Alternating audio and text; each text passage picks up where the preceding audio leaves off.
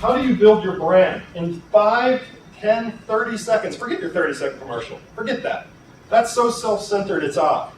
Do I know your 30-second commercial lands? The point is, define, declare, demonstrate. Define who you are, speak about it in ways that's memorable, and demonstrate it at the meeting. Right? Define, declare, and demonstrate your brand. What's your strategic intent? This is where you start to lay out how you're going to win and how you're going to differentiate from competitors. Even though on job interviews, if things aren't right for you, you call your buddy and you offer it to Sally or Harry because it's not right.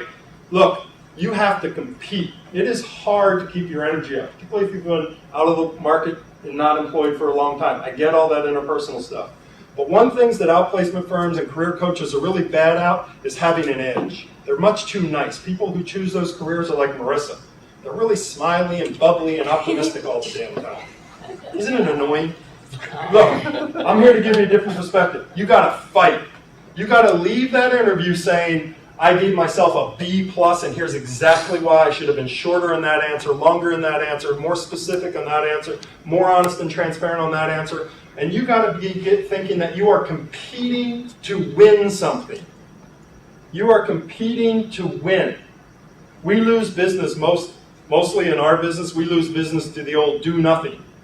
So I could feel good about that. They're either going to invest to do $100 grand without a design or leadership program, or they're just not, and they're going to hold those dollars till next year. I hate that. I lost. If I was better, they would have chose to do something. Because I failed, they made a different choice. That's your job search. It's exhausting, but you got to fight. Look at all this work you got to do. By the time you're here, you better win. You better compete. You got to say, when I walk out, forget the humility and the ego and the brashness that I'm trying to make the polling point with.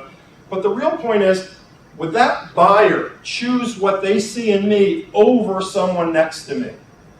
It's not about I'm better than. In our business, Marissa hears me say this every single day. We're certainly not better than Ernst & Young. They got armies of people smarter than me. Are we differentiated? Did we show a difference?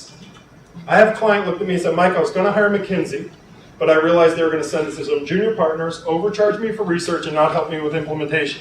You know what I said? I'm going to charge you less. I'm going to do the project, right? 2 differentiators. I'm going to charge you less, and I'm going to do the work. If we lose, we lost on a differentiation point, not a better or worse than point.